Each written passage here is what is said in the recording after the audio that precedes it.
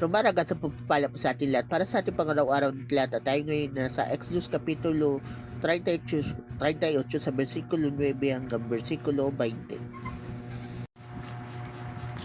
Pagkatapos, ginawa niya ang patyo na pinaligiran niya ng mamahaling tela ang lino. Sa gawing timog ay 50 yarda ang haba ng tabing, at ito'y ikinabit niya sa 20 posteng tanso na itinayo. 20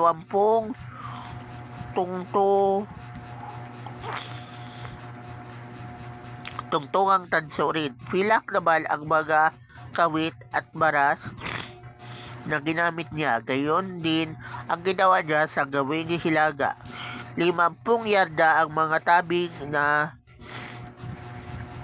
ikinabit sa 20 posting tanso na itinayo sa 20 tugtugang tanso.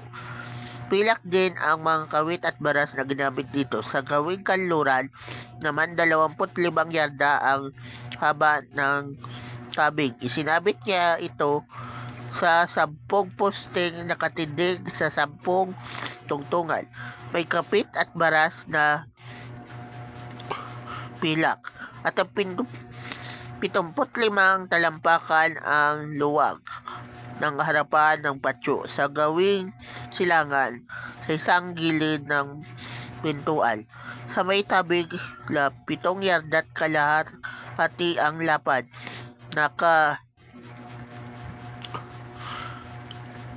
at nakasabit sa 3 posting nakatindig sa 3 tungtungan. Gayon din sa kabilang gilid. Kaya ang 2 gilid ng pintuan ay may tig-isang kurtinang pinong 7 yarda't kalahati ang lapad. Tigatlong poste at tigatlong tungtungan ng poste. Lahat ng tabi ng patyoy ay mamahaling kayog lido. Tanso ang tungtungan ng mga poste, at pilak naman ang mga kawit ng poste.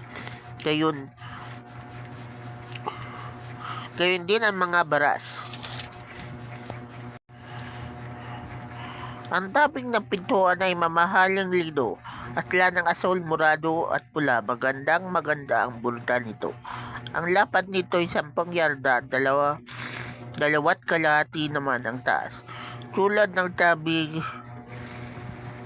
sa patyo, at ito'y nakasabit sa 4 na posting nakatindig sa 4 na tugtugang tanso. Ang mga kawit nito at gabilya ay pawang pilak. Tanso naman ang mga tulos na ginamit sa toldang tipanan at sa tabing ng patyo.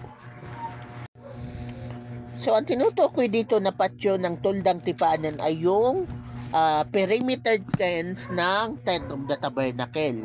So, yun na nga yun na ang poste niya ay tanso or bronze. Pero mapapansin natin na yung kanyang wall ay lino or linen. In short, tela. So, alam natin noong panahon ni Moses nung Old Testament is war era. So, sa point of view ng mga kalaban, madali lang nilang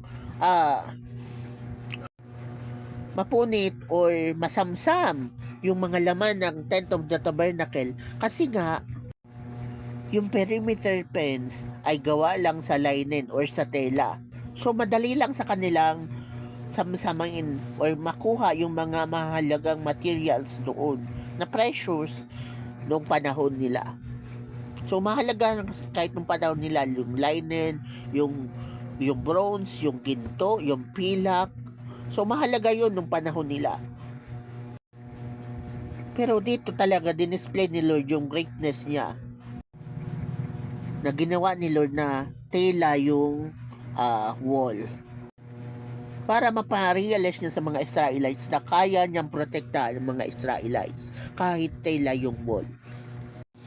Yung perimeter fence, yung kanyang wall ay linen or tela. So, dinisplay ni Lord yung kanyang greatness kasi alam alam natin na aware yung mga kalaban na meron silang Tent of the Tabernacle.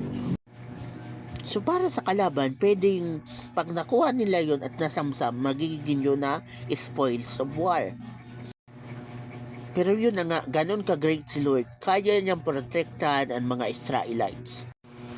Ganun si Lord, aware siya sa point of view ng kalaban. Pero gusto niya pa rin ipakita sa kanyang bayan kung paano niya kayang protektahan sila. Kaya yun, kahit na kailangan kanilang perimeter tents ng Tent of the Tabernacle, ang mahalaga doon, nandun si Lord sa gitna nila. Kaya kaya silang maprotektahan ni Lord.